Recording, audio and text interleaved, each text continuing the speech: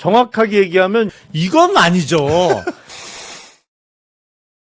일화 가족 여러분 안녕하십니까. 4월 14일 화요일 이가역 라이브 이가역입니다.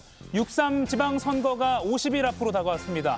국민의힘은 오늘도 공천으로 시끄러운 가운데 당대표는 미국 일정을 소화하고 있습니다. 대구 재경선을 요구한 주호영 의원은 너무나 이상한 일이라면서 직격했는데 잠시 후에 주 의원 직접 인터뷰하겠습니다. 동시에 치러질 미니 총선급 국회의원 재보궐선거도 관심입니다. 부산 북구 갑 한동훈 전 대표는 전입 신고를 하면서 출마를 공식화했고 민주당은 여전히 하정우 AI 수석 카드를 공개 언급하고 있습니다. 한편 조국 혁신당 대표는 평택을 출마를 선언했습니다. 잠시 후에 자세히 짚어보겠습니다. 그럼 오늘 함께할 여야 해설위원 소개해드리고 백다앵커의 브리핑으로 첫 번째 이슈 보겠습니다.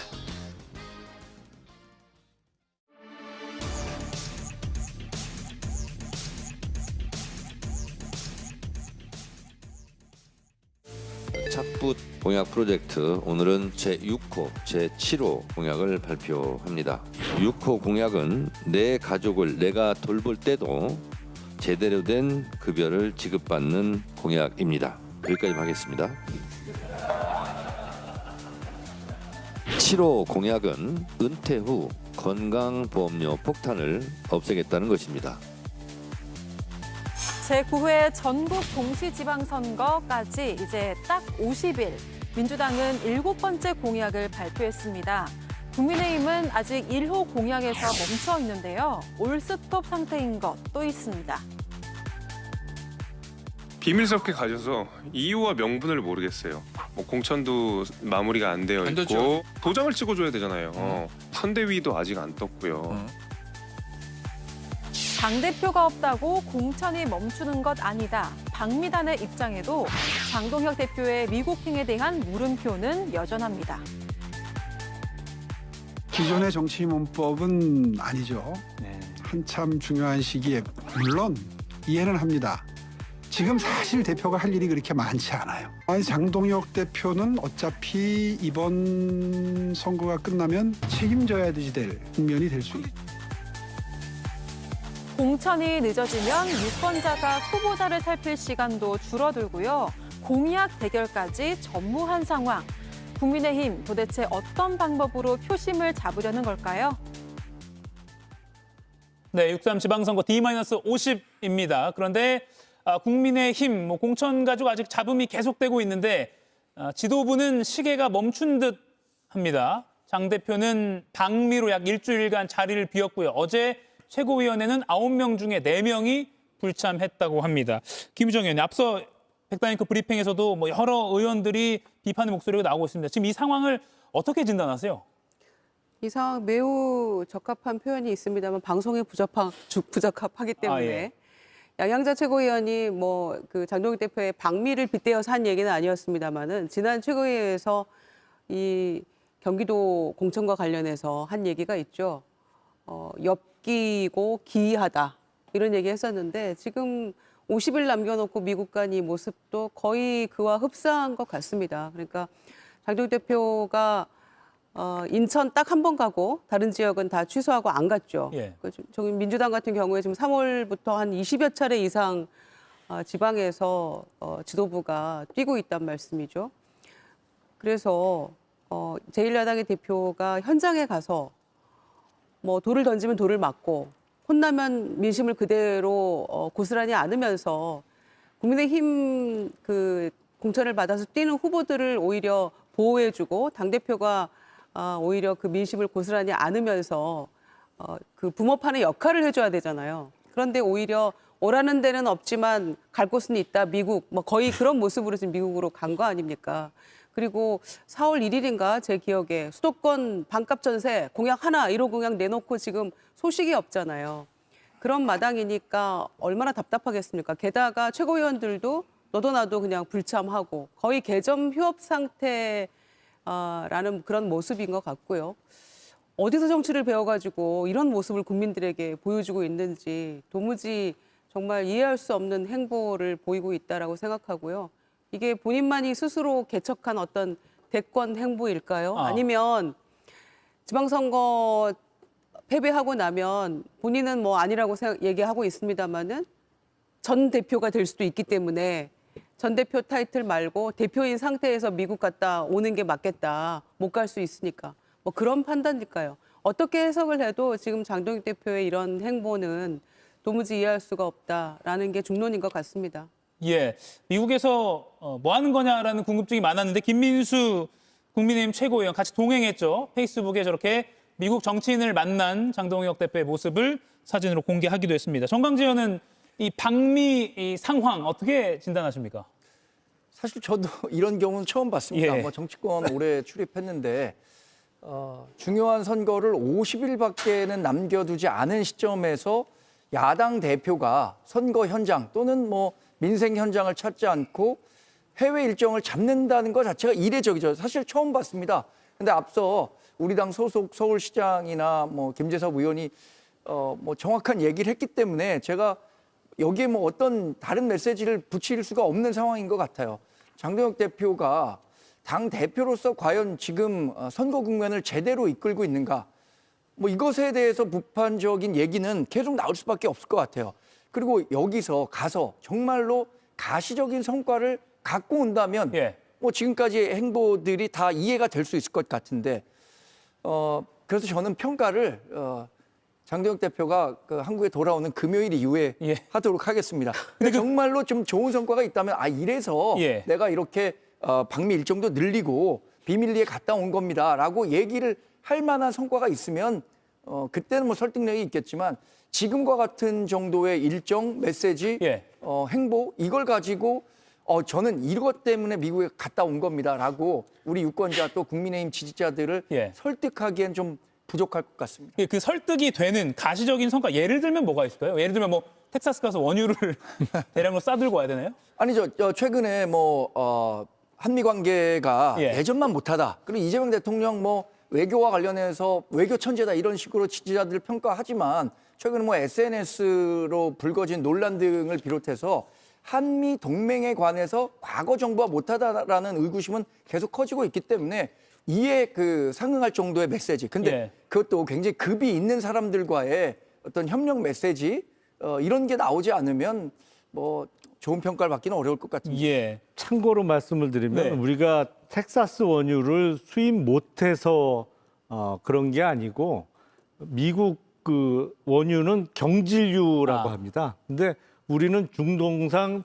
중질유에 맞는 정유 시설을 거의 모든 정유회사가 갖추고 있어요. 그래서 예. 텍사스 원유는 수입해도 그것도 안 우리한테는 적합하지 않습니다. 기본적으로. 적어도 한 국무장관 이상은 만나야 될지 어느 정도가 돼야 여론이 좀 긍정적으로 바뀔지 좀 지켜보고요.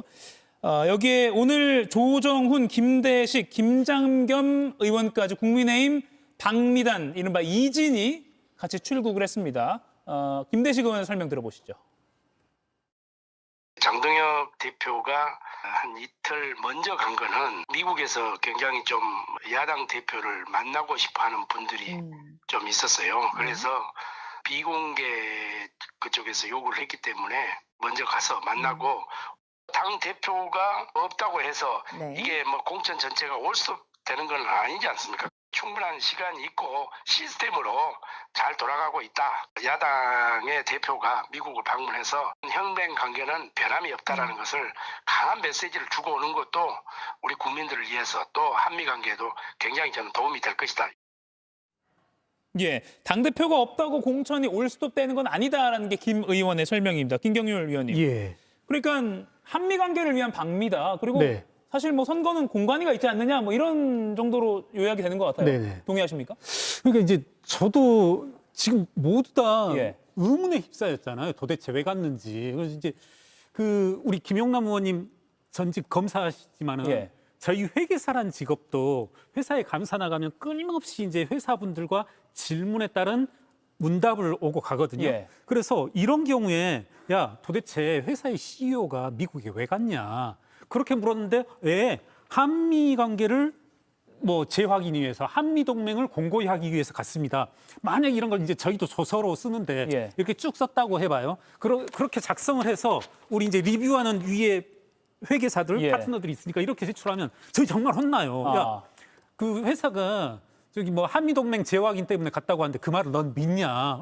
아니 그렇게 말을 하는데요. 예. 그러면 끊임없이 절차에서 그게 합리적일 수 있도록 다른 백데이터를 가져와야 돼요. 근데 저는 이게 도저히 이해가 안 되고 저는 이제 앞서 이제 앵커분께서도 질문하셨지만 도대체 어떤 결과를 가져와야 많은 국민들이 방미의 원인을 이해할 수 있겠냐. 저는 아무리 봐도 많이 고민을 해봤는데 예. 이 부정선거에 대한 어떤 증거를 미국 측에서 확보를 하고 그리고 적어도 뭐 유전 정도가 아니라 항공모함 정도는 좀 출범을 해야 전 국민들이 좀 납득할 수 있지 않을까 그런 생각을 합니다. 그 말은 사실 긍정적으로 여론이 돌려질 가능성이 희박하다라고 제가 해석이 되는데요. 제 생각에 없다고 봐야죠. 없다. 예.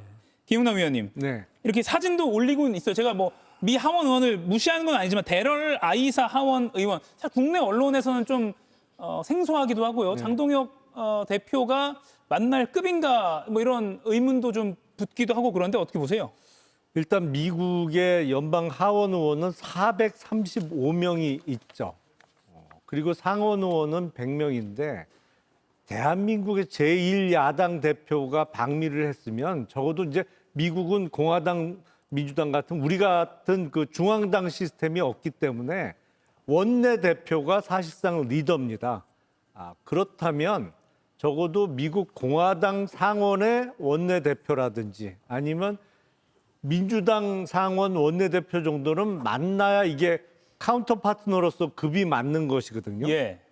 근데 435명의 연방 하원 의원 중에 한 명하고 만나는 거는 무슨 의미가 있는지는 잘 모르겠어요. 물론 이제 저 사람도 한 표 행사할 수가 있고 연방 하원 의원 중에 한국에 좀 관심이 많은 의원이겠습니다만 이게 역시 급조를 하거나 아니면 만나줄 사람이 없는 그래서 어렵사리 이렇게 스케줄을 좀 집어넣은 느낌이 없지 않아요. 왜냐하면 미국을 갔으면 트럼프 대통령이야 못 만나더라도 벤스 부통령을 만나든지 아니면 적어도 민주공화 양당의 상원 원내대표 정도는 만나야 이 급이 맞는 것이거든요. 근데 뭐 상원 의원 한 명 만나고 그 미국 정치권 인사 만났다고 올리는 거 보니까 미국을 잘 모르는 사람들끼리 다 갔나라는 생각이 듭니다. 예, 말씀하신 순간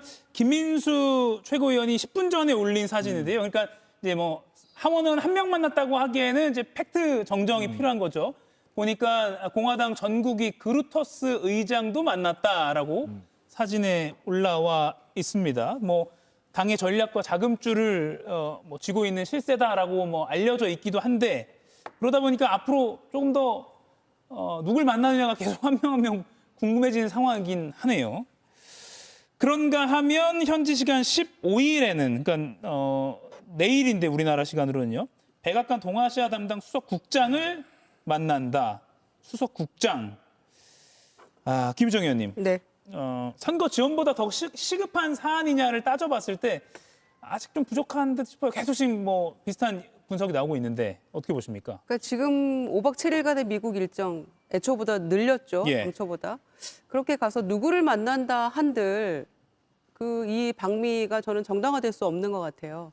선거 한중간에서 팽개치고 당대표가 가서 누구를 만난들 별 의미 없다고 생각하고요. 처음에 진짜 제가 황당했던 거는 방미를 왜 하느냐라고 했더니 지방선거와 민생을 위해서 간다라는 얘기가 나왔더라고요. 보도가 된 거예요. 아니 민생을 왜 미국 가서 챙깁니까? 민생 현장은 인천 최고위처럼 현장의 목소리를 듣고 쓴소리도 듣고 다 그걸 수용하면서 그렇게 나아가는 거잖아요. 근데 뭐 워싱턴 가서 민생을 어떤 걸로 챙길 수가 있죠? 그런 점에서 저는 뭐 벤스 부통령이야 지금 이란하고 협상 관계로 어렵다 할지라도 루비오 국무장관을 적어도 만난다거나 예. 백악관에 뭐 어떤 인사를 만날 건데 그건 일단은 비공개다라고 해서 굉장한 사람을 만나나 보다. 적어도 그 정도는 뭔가 얘기가 됐나 보다 했더니 그것도 아닌 것 같고요. 그러니까 이런 마당이기 때문에 하루가 급한 후보들로서는 얼마나 애가 타겠습니까? 그리고 공천장을 빨리 쥐어들고 뛰는 게 급선무인 후보들로서는 대표의 이런 행보가 정말 굉장히 기이하고 도대체 당을 위해서 이게 무슨 도움이 될까? 그러니까 결국에는 본인의 지방선거 이후의 당권 행보 또는 더 나아가서 대권 행보에만 생각이 가 있는 게 아닌가. 그렇지 않고서야 후보들을 생각한다면 이 어려운 이 선거 구도에서 당대표가 어떻게 일주일씩이나 이제 겨우 50일 남았는데 일주일씩이나 한국을 비워가면서 별로 크게 의미 없어 보이는 이런 일정을 한단 말인지 여기에 대해서 아마 많은 사람들이 황당해하고 국민의힘 내부에서도 비판을 안 할래 안 할 수가 없는 그런 지경에 이르는 게 아닌가 생각합니다. 예. 지금 만났다는 면면들 봐서도 도대체 무슨 얘기를 나누고 어떤 국익을 위한 혹은 국민의힘에게 도움이 되는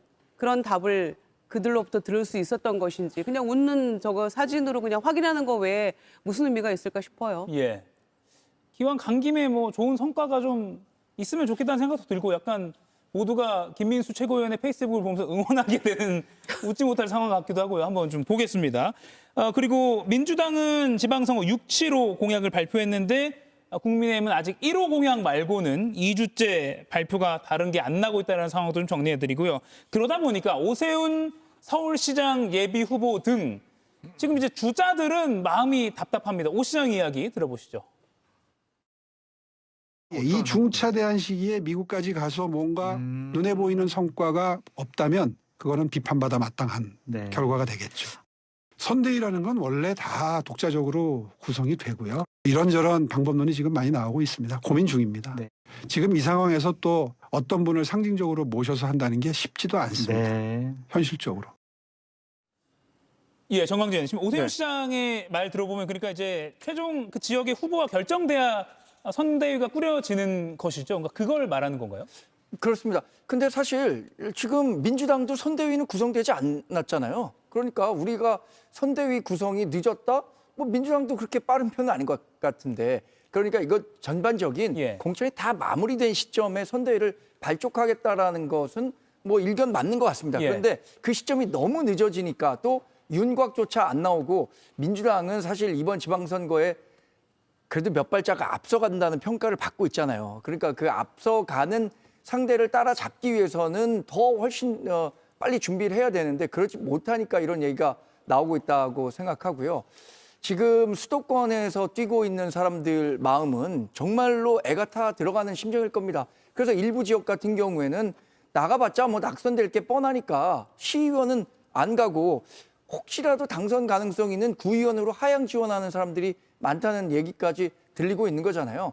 어쨌든 우리 당의 공천은 다음 주 정도에는 마무리가 될 것 같습니다. 예. 그 공천이 마무리되는 것과 함께 지난번에 지도부에서도 그런 공감대가 있었다 그래요. 중도 확장이 가능한 선대위를 구성하겠다. 그러면 그 생각을 그대로 유권자들에게 보여줄 수 있는 그런 인사들을 통해서 선대위를 구성하는 것이 지금 그래도 몇 발짝 앞서 나가고 있는 민주당을 따라잡을 수 있는 마지막 방법이라고 생각합니다. 예. 김영애 의원님이 그 당미 얘기 너무 길어지면 좀 지루하니까 하나만 마지막으로 여쭐게요.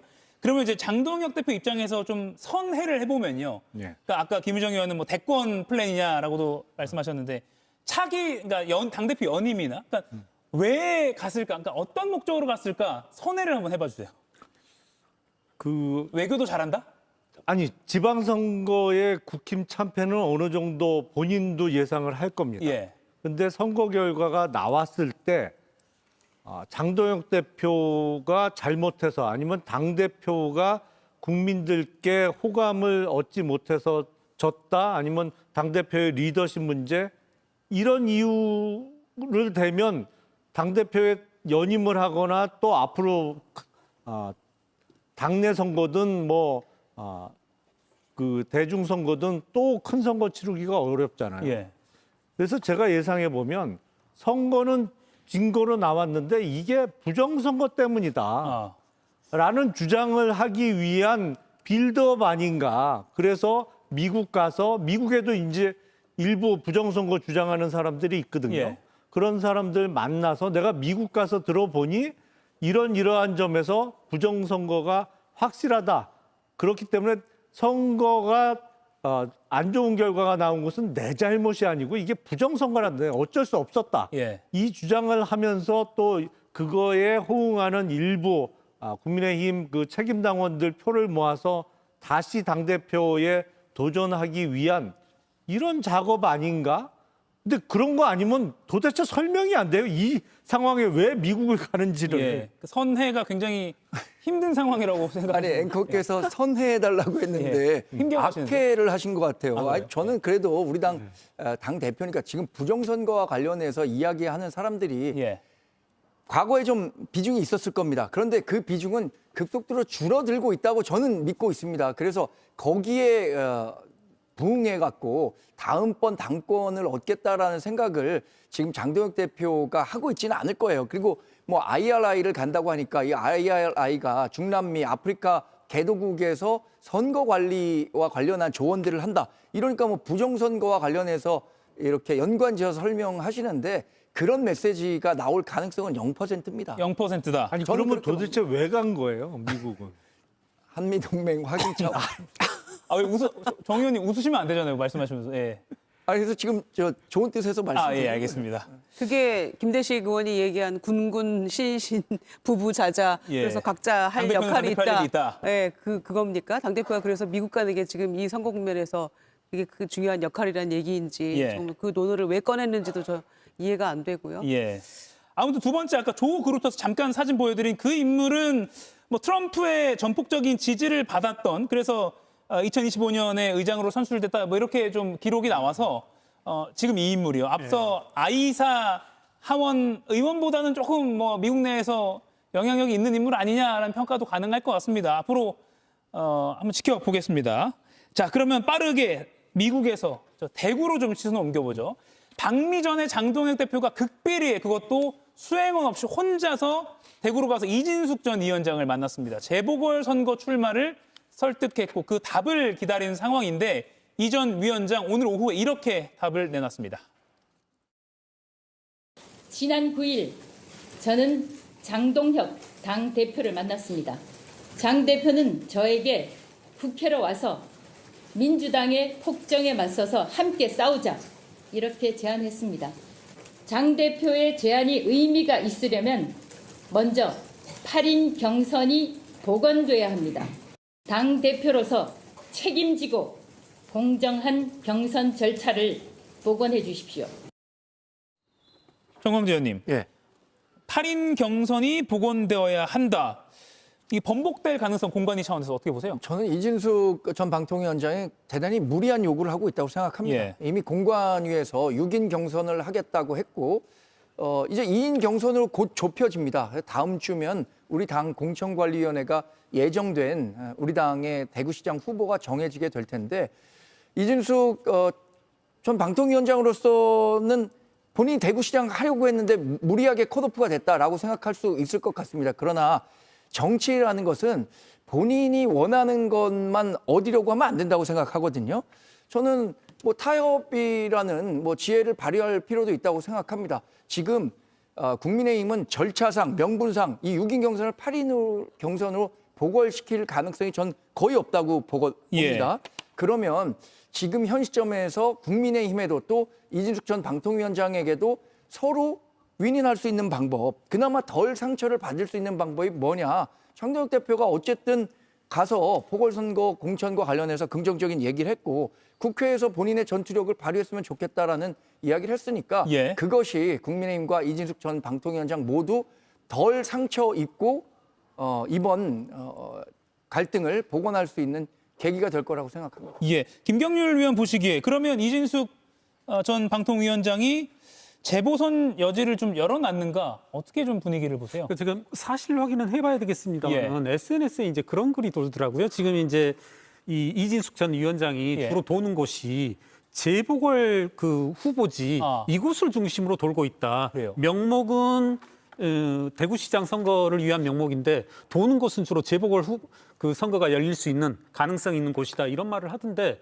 그러니까 우리 정광재 대변인께서 이것이 윈윈이다라는 표현까지도 써주셨지만 저는 이진숙 전 위원장은 얻을 수 있는 최대치가 또 지역구 후보 그 재보궐 선거에 나가는 것 아닌가 뭐 그래서 저는 좀 이런 것들이 조금 명운을 걸고 싸운다라기보다는 이진숙 전 그 위원장 입장에서는 뭐 이렇게 재보궐선거 후보를 얻기 위한 그런 싸움이 아닌가 이렇게 보여지네요. 지금 김영남 의원 전략적으로 보면 이렇게 계속 장동혁 대표는 재보궐 나가달라라고 좀 이렇게 러브콜을 보내는 상황이 됐고 이진숙 전 위원장은 버티는 상황 되면서 언론에 이렇게 노출이 많이 되니까 이진숙 전 위원장 입장에서는 시간 끌면 좋은 것 같은데요? 아니요. 근데 그렇게 보기는 조금 어려운 것이 장동혁 대표가 대구시장이 아닌 국회의원 재보궐선거에 출마해달라고는 얘기는 한 것 같은데 지역은 특정 안 한 것 같아요. 그러니까 이진숙 위원장은 당연히 대구에 생기는 국회의원 재보궐이면 나갈 생각이 있을 텐데 예를 들어서 계양을이나 안산갑 국회의원 보궐선거 나가라고 하면 그건 나갈 생각이 없을 거 아니에요. 그러니까 이진숙 전 위원장의 오늘 저 발언은 사실은 앞뒤가 안 맞아요. 재보궐선거를 권유했다. 근데 그게 의미가 있으려면 대구시장 경선에 참여시켜달라는 거잖아요. 경선에 참여해서 1등하면 대구시장을 나가야지 어떻게 국회의원 재보궐을 나가요. 그리고 만약에 1등이 안 되고 중도에 경선에서 탈락했다면 굳이 대구시장 경선에 탈락한 사람을 바로 또 그 사람을 국회의원 재보궐 공천을 또 줘야 될 필요가 뭐가 있어요. 그러니까 약간 앞뒤가 안 맞는 게 두 사람이 서로 다른 얘기를 하고 있는 것 같아요. 지금 보면. 알겠습니다. 이진숙 전 위원장 이야기를 뭐 길게 할 건 아닌 것 같고요. 두 번째 토론 이슈로 넘어가기 전에 이재명 대통령이요. 이스라엘을 향해서 직격한 그 소셜미디어 메시지로 인해서 여야 간에도 뜨거운 공방전이 이어졌는데 오늘 이 대통령이 국무회의에서 이런 발언을 남겼습니다. 아울러 전쟁 당사국들도 보편적 인권 보호의 원칙 그리고 역사의 교훈을 바탕으로 세계가 간절히 바라는 평화를 향해서 용기 있는 걸음을 내딛어 주시기를 당부드립니다. 부동산 관련 대출 잘 점검하고 있죠. 어쨌든 거기에 이해관계가 절대 침투할 수 없게 기한용지 복사하는 직원조차도 다주택자는 안 됩니다. 우리 직업공무원 듣기 불편하더라도 좀 참으세요. 직업공무원은 평생을 이 일을 하기 때문에 자기 색깔이 뚜렷하게 있어요. 대신에 로보태권 부위처럼 선출직이 국민으로부터 권력을 직접 위임받은 지휘관을 딱 머리로 꽂으면 원래는 그 지휘관이 빨간색이다. 그러면 발끝까지 빨간색을 만들기 위해서 노력해야 돼요. 예, 간밤에는 오목 좀 둔다고 명인전에 훈수하는 분들 훈수까지는 좋은데 판에 엎어지면 안 된다. 이런 메시지를 남기기도 했습니다. 보편적 인권을 그리고 이스라엘 상황을 언급한 그 발언들 종합해 보면 김유정 의원님, 그러니까 뭔가 계속 논란에 주춤하지 않겠다 뭐 이런 메시지일까요? 근데 이제 오늘 그 메시지로 저는 어느 정도 가름이 되는 것 같아요. 마무리 수순인 것 같은데요. 저는 한국의 어떤 우리나라의 국제적 어떤 위상 그리고 그 국가적 위상의 차원에서 이 정도 얘기를 대통령이 못 하시나? 저는 그런 생각이 들었거든요. 그러니까 이거는 우리 헌법 5조에도 나와 있는 그런 거잖아요. 그러니까 국제사회 평화 유지에 노력을 하고 또 침략 전쟁을 우리는 반대한다. 이제 그런 차원에서 어떤 그 인권에 대해서 이야기하고 또 평화에 대해서 얘기하고 전쟁 반대하고 저는 그 정도 메시지를 낼 수 있다고 생각합니다. 그리고 대통령이 늘 강조했던 게 국익 중심의 실용 외교였는데 뭔가 깊은 뜻이 있겠죠, 여기에. 그래서 저는 뭔가 이 메시지가 어떤 실용 외교에 기반한 뭔가 깊은 뜻이 있을 거라고 생각을 하고요. 그래서 자꾸만 이걸 가지고 대통령에 대해서 비난하고 비판하고 이런 그 야당을 향한 마무리 메시지가 아닐까 그 정도로 생각했습니다. 예, 정광재 의원 어떻게 보셨습니까? 저도 오늘 국무회의에서 한 얘기 정도라면 언제든지 하셔도 되는 말이라고 생각해요. 보편적 인권과 침략 전쟁에 대한 반대, 이게 바로 외교적 수사라고 하는 겁니다. 외교 문제에 있어서 섣불리 어떤 특정 진영에 선다는 것은 굉장히 위험한 일이죠. 그래서 이런 정도 공자님 말씀, 맹자님 말씀을 하면 되는데 지난번에 논란이 됐었던 것은 명백하게 지금 시점과는 상관이 없는 이야기를 갖고 끌고 들어와서 마치 이스라엘을 비판하는 듯한 메시지를 냈기 때문에 문제라고 생각이 들고요. 오목줌 든다고 명인전에 훈수하시는 분들이 있다. 이런 얘기 쓰셨잖아요. 근데 저는 이재명 대통령이 본인이 SNS 게시하기 전에 이 질문을 자신에게도 한번 해봤으면 좋겠어요. 본인이 명인이라고 생각하는 건가요?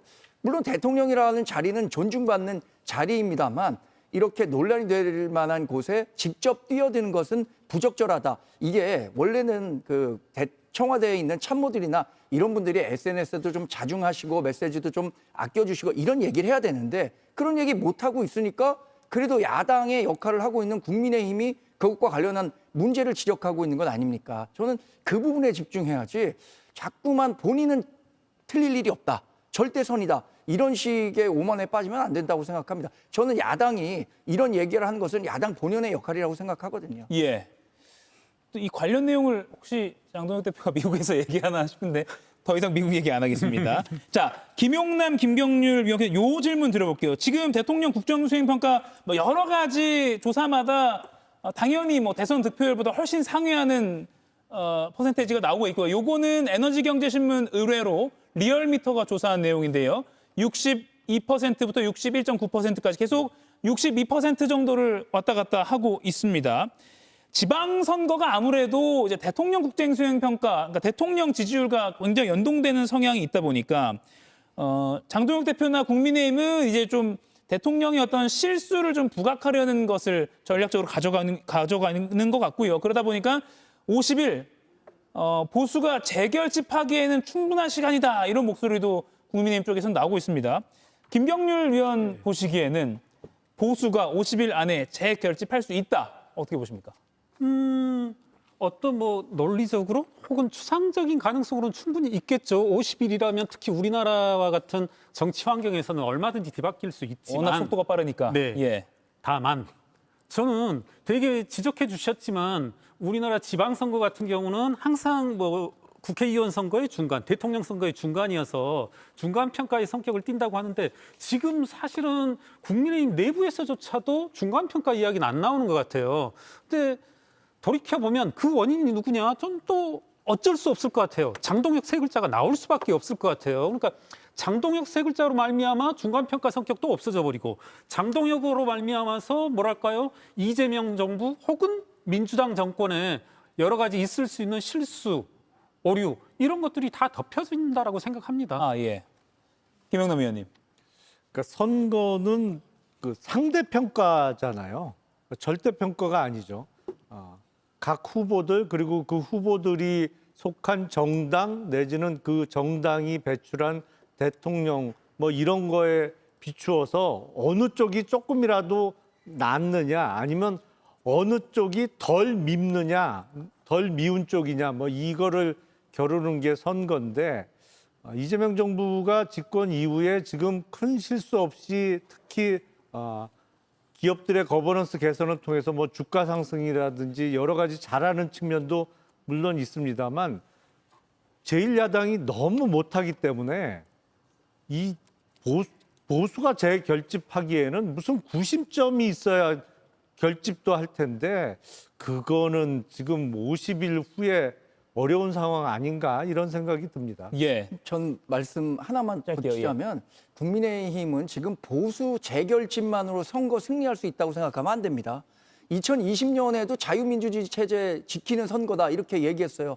그런데 참패했고요. 2024년에도 윤석열 전 대통령이 자유민주주의 체제 지켜야 된다고 했습니다. 그런데 참패했어요.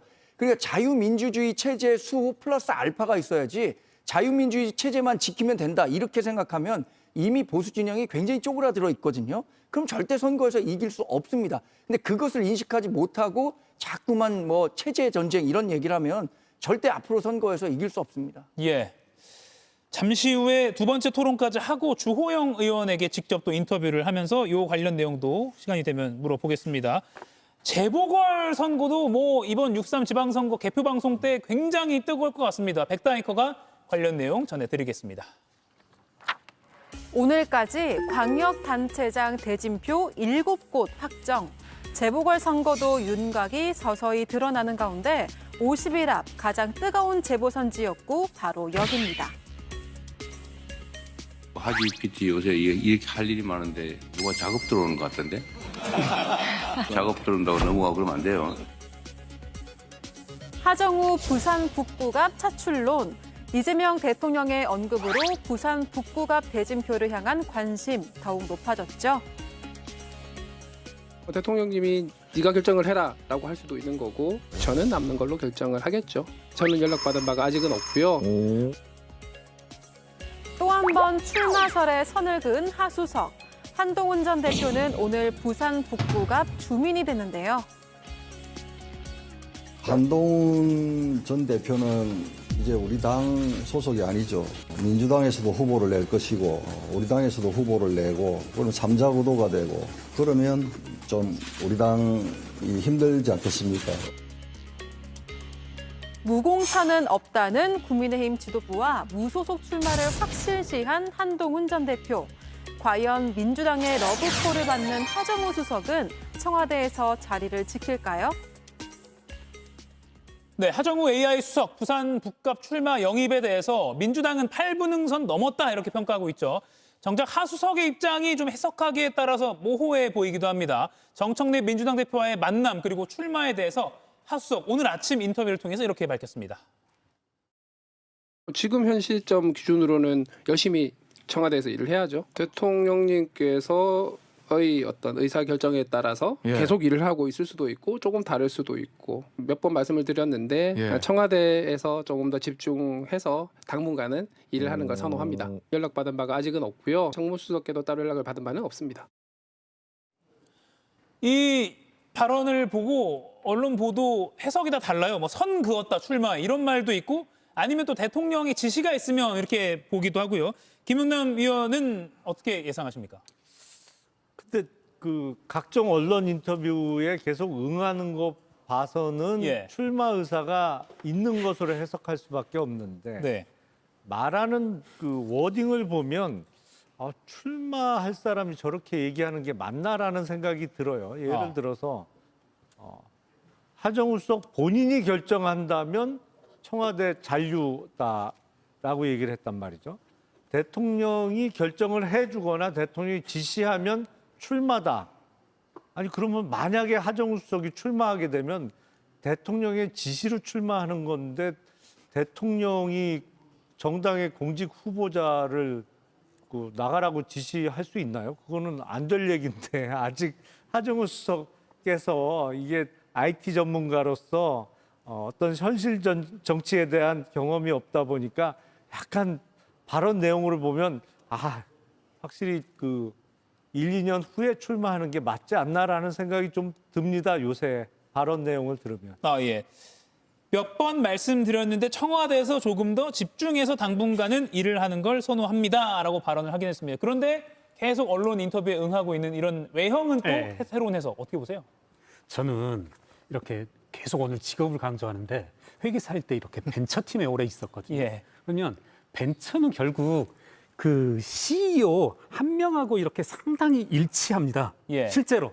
그러니까 나중에는 좀 우리나라도 벤처 업력이 쌓이면서 벤처회사 판단할 때는 CEO 보면 된다 이런 말을 하는데 전 지금 무슨 생각이 드냐면 하정우 수석을 보면서 AI하고 일치되게 저는 보여요.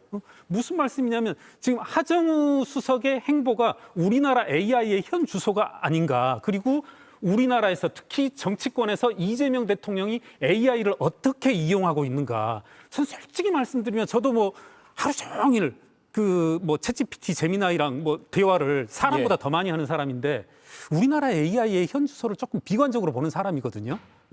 참 그렇습니다. 저는 그 하정우 수석 이퀄 AI가 인격화된 모습으로 보이면서 저런 모습이 우리나라의 AI의 현 주소라면 상당히 우리나라 AI는 좀 비관적이고 좀 전망이 밝지 않다 이런 생각이 듭니다. 수석 업무 자체를 부정적으로 평가하시는. 저는 저런 태도들, 말씀들 정말 뭐가 뭔지 모르겠어요. 장동혁이 미국 간 거랑 그리고 하정우 수석이 무슨 생각하는지랑 정말 난제예요. 거의 동급으로. 물론 장동혁 대표가 훨씬 더 심한 난제인데 예. 하정우 수석도 무슨 생각인지 저도 잘 모르겠습니다. 예. 그 대통령이 지난 9일 회의할 때 하 GPT 작업에 요즘 뭐 작업 들어오던데 작업 넘어가 안 돼요라고 표정은 밝았는데 이게 묵직하게 좀 해석이 되기도 했습니다. 김유정 의원 보시기에는 이거 여러 해석이 있었는데 진짜 나가지 말라고 한 거다 아니면 띄워주기다 뭐 지금 이렇게 며칠 지난 상황에서 봤을 때 이 대통령의 발언의 의미는 뭘로 해석하십니까? 그러니까 대통령은 진심으로 나가면 안 된다, 작업에 넘어가지 말라라고 해석하는 분들도 상당히 많던데 저는 여전히 그럴 요량이었다면 조용히 했을 거라고 생각해요. 예. 그건 아닌 것 같다. 아직 청와대에서 할 일도 많다. 또 전문가들 얘기 들어보면은 하정우 수석이 정말 최고의 전문가라는 얘기를 하더라고요. 그런 측면에서는 필요하다면 조용히 얘기할 기회가 얼마든지 있었을 텐데 예. 굳이 공개적인 어떤 회의석상에서 그렇게 얘기할 이유가 있었을까라고 저는 개인적으로 생각하고요. 두 번째는 그래서 이제 띄워주기의 일환으로 저는 보고 있고요. 두 번째는 본인이 뭐 여러 가지 이제 그러니까 전문 정치인은 아니기 때문에 AI 전문가일지언정 그래서 아마 표현의 미숙함도 있을 수 있다고 생각하는데 AI 관련 인터뷰를 하고 있는 게 아니지 않습니까 지금. 그러니까 아침 일찍부터 지금 사실 본인의 출마 여부와 관련된 질문이 대부분이기 때문에 네. 정말 마음에 없다라고 생각한다면 인터뷰를 중단해야죠 당장. 더 이상 나가지 말아야죠. 그래서 단호한 모습을 보여야 되는데 지금은 그런 모습이 아니기 때문에 저는 출마 쪽에 여전히 기울기가 더 있다라고 생각을 하고요. 예. 당에서 지금 사실은 재보선 지역이 그 광역단체장 선거 경선 결과에 따라서는 정치적으로 14개까지 될 수도 있어요. 네. 그런데 지금 아직 후보는 한 군데도 안 정해졌습니다. 이 재보선 공천 관련해 가지고는 그러니까 시간은 좀 남아 있고 지방선거 공천이 끝난 다음에 이제 재보선 작업에 들어가는 거고 당 차원에서도 지금 거론되지 않은 다른 지역의 어떤 그 재보선 인재 영입 이것도 17일인가 뭐 발표한다고 얘기하고 있잖아요. 그러니까 시간은 좀 남아 있기 때문에 이 부분은 당과 조금 조율해서 예. 본인이 어찌됐건 본인이 이거는 최종 결정을 해야 되는 문제죠. 본인의 출마에 관련해서는 자꾸 대통령에게 부담이 되는 방향으로 인터뷰에 의해서는 저는 안 될 것 같고요.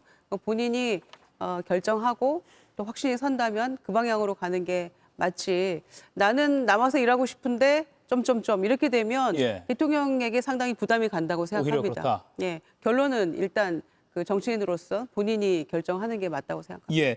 지금 지난 9일에 작업 나오면 안 돼요라고 대통령이 하 수석이 말했고 닷새가 지났습니다. 정강진 의원 지금 보시기에 그 발언 띄워주기였다 아니면 진짜 나가지 말라였다 어떻게 보세요? 저는 51%의 가능성으로 예. 하 수석이 총선에 출마할 거라고 보궐선거에 출마할 거라고 보기 때문에 예. 고도의 띄워주기였다라고 보고 있습니다. 처음에는 뭐 정색하면서 하니까 근데 그런 얘기 진짜로 아끼는 마음에서 거기 나가면 안 된다라고 얘기했으면 조용히 자기 방으로 불러서 자기도 정치 오래 해봤는데 이렇게 젊은 나이에 뭐 당신이 이렇게 좋은 조건으로 데려간다고 해서 그렇게 하면 안 된다라고 좋은 인생 조언을 했을 것 같아요. 근데 국무회의 요새 다 생중계 하잖아요. 하 수석에게 왜 그런 얘기 했겠습니까? 내가 생각하기에도 이 정도로 아끼는 사람이다. 청와대에서 할 일 많은 사람이다. 그럼에도 불구하고 당이 요구하니까 나가게 되는 모양새를 연출하기 위한 거라고 생각이 들고요. 당이 지금 적극적으로 얘기를 하고 있어요. 왜냐하면 부산 북구에 지금 하 수석을 제외하고 다른 이렇다 할 후보를 찾아내지 못하고 있거든요. 민주당에서요? 왜냐하면 예. 전재수 후보가 지난 20년간 이곳에서 정치를 했기 때문에 전재수 의원을 대체할 만한 다른 어떤 정치적으로 성숙한 사람이 이 자리에 없는 거예요. 그래서 당에서 굉장히 절박하게 요청하고 있는 것 같아서 그래서 저는 51%의 가능성을 좀 더 높게 본 겁니다. 예. 가능성을. 그러면 물론 언론에서 좀 앞서 나간 이게 좀 호사가들 또는 뭐 언론에서 앞서 나간 진단일 수 있는데 부산 북갑에서 하정우 수석과 한동훈 전 대표가 맞붙을 것이다. 사실 맞붙으면 재밌겠다. 뭐 이 정도의 톤일까요? 한 전 대표는 오늘 부산 북구갑 출마 의사를 거의 확실시한 것 같습니다. 여러분 어떻게 보시는지 한번 이 말 들어보시죠. 배단지 이 아파트의 전세 계약을 했고요. 그리고 저는 앞으로 여기서 정치를 계속할 생각입니다. 국민들에게 아이고 나는 대통령이 허락해야만 나갈 수 있어요 라고 국민들의 방송 앞에서 계속 얘기하는 거는 그건 보이지 않는 데서 얘기해야 될 문제예요. 기면 기고 아니면 아니다. 이렇게 좀 단호하고 선명하게 해줘야 한다고 생각합니다. 네, 하수석에게 일종의 조언까지도 곁들였습니다. 김용남 의원 보시기에 오늘 사실 전입신고하는 그 주민센터에도 언론 취재들이 모여서 서류 내는 것까지 다 취재했거든요. 뭐 출마 당연히 뭐 공식화 한 거죠? 출마하는 거죠. 기자회견만 안 했지. 네. 그럼요. 사실상 출마 선언인데 사실은 한동훈 전 대표도 대구, 부산에서도 좀 북구, 갑, 뭐 다른 데도 좀 가고 그러지 않았나요? 한동안 이 방황 내지는 그 고민의 시간이 꽤 있었잖아요. 근데 오늘 전입 신고하면서 하정우 전 수석에게는 전 수석이 아니고 하정우 수석에게는 마치 결정장애가 있는 것처럼 막 지적하는 것은 본인의 최근 몇 달을 보면 뭐 비슷했다 상황은 두 사람 다 그런 생각이 듭니다. 예. 하정우 수석에 대해서 견제구를 날린 것인가 어떻게 봐야 될지도 궁금하고요. 김경률 위원님. 네. 근데 한 전 대표가 그러니까 저희도 조금 아침에 이 인터뷰를 들으면서 공식 기자회견이나 출마 선언식은 안 했는데 뭐 사실상 뭐 전입 신고도 하고 이렇게 하는 이유는 전재수 부산시장 민주당 후보가 언제 사퇴할지가 아직 명확하지 않기 때문에 또는 사퇴를 조금 압박하기 위한 액션 어떻게 해석하십니까? 그렇지 않겠습니까? 아직은 뭐 전재수 의원이 이제 사퇴를 하지 않았기 때문에 조금 사퇴도 하지 않아서 뭐 확정되지 않은 상태에서 하는 것은 여러 가지로 좀 섣부르게 보일 수 있어서 그런 어떤 뭐 말하자면 사소한 배려 아닐까? 뭐 저와 같은 전입신고까지 한 상태에서 출마를 안 할 수는 없잖아요. 네, 그래서 뭐 크게 의미 둘 바는 아닌 것 같습니다. 생각에는. 그런데 만약에 전재수 후보가 물론 4월 30일 전에 사퇴하겠다라고 한번 말을 한 걸로 알고 있는데 뭐 계획이 바뀌어서 안 해버리면 전입신고는 했는데 1년을 기다려야 되는 겁니까? 그러니까 저도 이제 그런 생각이 들더라고요. 오늘 이렇게 뉴스들을 쭉 보고 행간을 읽자면 지금 국민의힘 당권파는 어떻게 하면 이제 한동훈 대표를 떨어뜨릴까 이 생각이 많은 것 같아요. 심지어는 오늘 보니까 윤민우 윤리위원장까지 이제 출마를 시키도록 준비시키겠다 이런 이제 그 신문 기사도 봤는데 저는 장동혁 대표가 그 미국에 간 이유도 이 뭡니까 전재수 후보를 좀 사퇴 시점 늦추기 위해서 모르겠습니다. 제가 그 인과관계가 어떻게 미국 방문하고 이게 연관되는지 모르겠지만 뭐 미국 간 이유는 누구도 모르니까 그거라면 조금 이해를 할 수 있겠다. 오늘 방송을 관통하는 키워드는 장동혁 대표의 미국 방문이 되고 있는데 김유정 의원 보시기는 어때요? 그러니까 한동훈 전 대표가 부산을 선택했고 부산이 정치적 고향이다라고 선언을 해버렸습니다. 그리고 전재수 후보는 물론 4월 30일 이전에 사퇴하겠다라고 출마 선언할 때는 말은 하긴 했어요. 그 약속을 지키겠죠? 그 약속을 지키지 않으면 안 되죠. 네, 적어도 부산시장 후보가 됐고 또 중진 의원으로서 여당에서 그 자리를 비워둔 채로 1년을 보낼 이유가 없잖아요. 저는 그래서 4월 말까지 사퇴는 분명히 한다. 그래서 북구갑의 재보선은 있게 될 텐데 한동훈 전 대표의 경우에는 글쎄요. 애초에 부산만 생각했다 뭐 이런 취지의 인터뷰도 했더라고요. 그런데 저희가 보기에는 그렇지 않아 보였는데 부산이 아무래도 대구보다는 대구는 여전히 어떤 윤핵인 지지세도 조금 부산보다는 조금 더 있다고 판단하는 것 같고 또 본인이 뭐 2번이나 근무했다고 하니까 정치인들이 어떤 이유로든 연고를 다 찾아내잖아요. 심지어는 뭐 나 거기 신혼여행 갔던 곳 이런 얘기까지 하니까. 그러니까 2번이나 근무를 했고 또 뭐 야구 팬이고 그래서 그런 차원에서 또 영남 지역에서 뭔가 정치적 그 행보를 시작하고 거기에서 그 자리를 잡는 것이 본인에게는 향후 어떤 정치적 행보에 도움이 될 거다. 이런 판단도 아울러 하는 것 같아요. 그래서 굳이 사실은 재보궐 선거의 경우에는 국회의원 뭐 주소를 이전할 이렇게 이벤트처럼 할 이유도 없고 주소지가 거기 없어도 사실 되긴 합니다. 법적으로 문제는 없어요. 그런데 하나하나 지금 이벤트를 만들어가면서 본인에게 어떤 그 언론의 어떤 집중도를 좀 높여가는 그런 차원인 것 같은데요. 제가 보기에는 이를테면 하정우 수석이 그 출마 여부는 모르겠습니다만 전재수 하정우가 러닝메이트가 되고 국민의힘 후보는 모르겠어요. 그런데 박형준 후보가 이를테면 저는 공천장 받고 나면 저는 가불이 바뀐다고 생각하거든요. 그러니까 국민의힘에서 공천 확정되기 전까지야 뭐 지도부나 당이 갑의 형태를 띨지 모르겠습니다만은 후보가 되고 나면 국민의힘 후보보다는 이를테면 한동훈 후보와 손을 잡으려고 할 확률이 높죠. 예. 그렇게 해서 그렇게 양쪽의 어떤 러닝메이트 형태로 이번 선거의 구도가 짜여지지 않을까 그런 생각도 해보기 때문에 뭐 여러 가지 본인도 생각을 하겠죠. 예. 그리고 한동훈 전 대표가 전재수 부산시장 민주당 후보를 직격하기도 했습니다. 그러니까 전재수 후보가 통일교로부터 금품을 받은 것 중에 뭐 까르띠에 의혹이 있었는데 이에 대해서 한동훈 전 대표는 왜 못 받아 안 받았다라고 정확히 말을 못 하느냐 이렇게 직격을 했습니다. 정강지 의원님. 예. 근데 보면 전재수 의원이 뛰는 건 이제 부산시장 레이스고 한동훈 전 대표는 이제 부산 북갑 재보궐이 유력한 상황이고 좀 뛰는 그라운드가 다르다고도 볼 수 있잖아요. 아니, 그런데 그게 다 맞물려 있는 거죠. 어차피 부산시장 선거를 치른 전재수 후보의 후원을 입고 아마 북갑에서 뛰는 민주당 후보가 있을 텐데 뭐 부산시장 선거와 북갑 선거는 일정 부분 연계가 돼 있을 겁니다. 표심도 이번에 이른바 줄투표라고 해서 단체장 선거하고 국회의원 선거하고 그다음에 뭐 기초의회 선거하고 비슷한 양상으로 가기 때문에 일단 적의 그 장수를 잡아야 되지 않겠습니까? 또 하나는 한동훈 전 대표가 지금 보수 진영에서 이탈한 사람이라고 생각한 사람들이 좀 있을 것 같아요. 그분들에게 나는 여전히 보수 진영에서 민주당과 싸우는 정치인이다. 이런 이미지를 계속 줘야 할 거라고 생각합니다. 근데 저는 이 과정에서 전재수 의원이 굉장히 큰 실수했다고 봅니다. 한동훈 전 대표에 대해서 윤석열 배신자라고 얘기를 했는데 윤석열 전 대통령에 대해서 계엄에 대해서 반대했고 탄핵 찬성한 것에 대해서 배신자라는 프레임을 씌우려고 한다면 실제 본인 지지하고 있는 사람들에게서도 전재수 의원 이거 실수한 거 아니야? 라는 평가가 나올 수밖에 없을 것 같아요. 예, 계속 아무래도 그 전 지역구에 이제 이사를 와서 전재수 의원의 지역구로 가서 뭔가 해보려고 하니까 계속해서 공방은 좀 이어질 것 같다는 생각도 듭니다.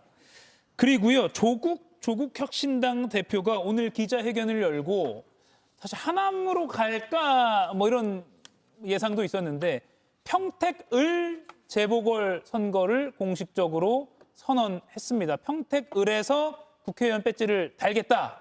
그러면서 진보 진영에게는 이곳이 험지 중 험지다라고 말했고요. 그리고 민주당을 향한 거죠. 기책 사유 있는 정당은 무공천해야 한다라고 밝히기도 했습니다. 그러면서도 왈가왈부할 수 없다. 민주당 공천이니까 이렇게 또 좀 손을 낮추는 모습도 있긴 있었고요. 김영남 의원님. 네. 조국 대표가 말한 평택을 일단 진보 진영 험지입니까? 글쎄요. 이제 그전에는 평택갑을 이렇게 국회의원 선거구가 두 개였거든요. 근데 을 지역이 유이동 전 의원이 내리 3선을 한 국힘이 강세였던 지역은 맞습니다만 예.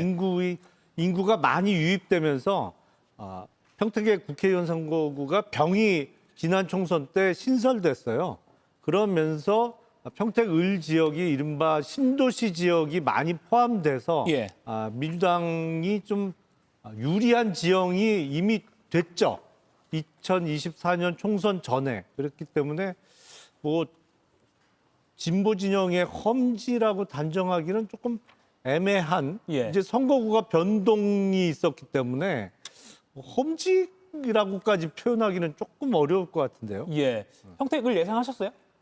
저는 좀 이제 들은 것도 있고 해가지고 예. 어느 정도 예상은 했었고, 왜냐면 나오고 있고 이제 조국 대표도 기자회견 도중에 말씀을 하셨지만 지금 이제 민주당 측에 이제 계속 귀책 사유라는 그 네 글자를 제시하면서 조금은 무공천을 바라지 않을까. 뭐 본인 스스로도 뭐 타 당의 문제이라 뭐 언급할 문제는 아니다라고 하면서도 결국은 조금 뭐랄까요?